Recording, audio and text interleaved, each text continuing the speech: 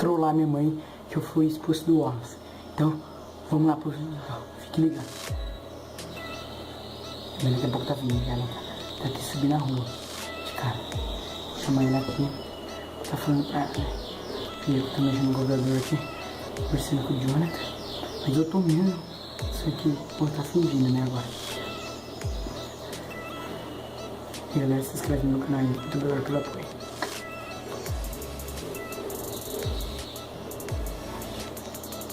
Tá vindo já, mano, puta merda. Vamos ver se o não vai dar bosta pra mim, beleza? Vamos ver.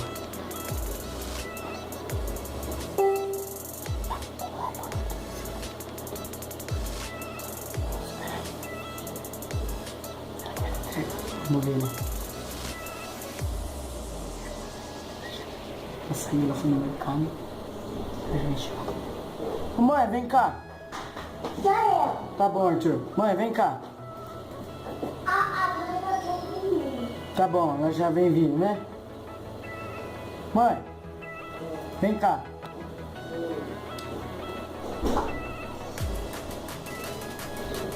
Cheguei.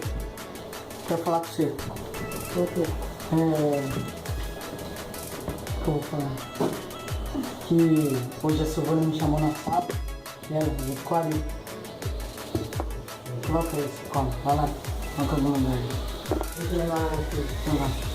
Larga a raça do senhor. Deixa. Ah, isso é lá dentro. Tudo bem, lá na porção.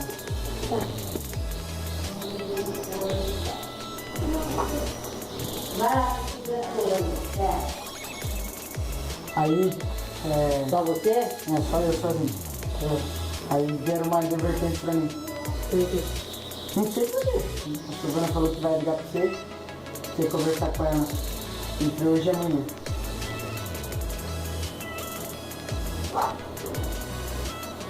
Ela era advertência, não falou nada. Não, ela falou porque ela quer falar com você, pra ver por que você quer falar com você.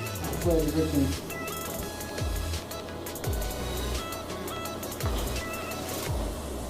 Aqui, então. Tô brincando, mas eu tô gravando aqui, ó. Ai, cara. Eu vou postar no YouTube. Tá gravado. Pronto.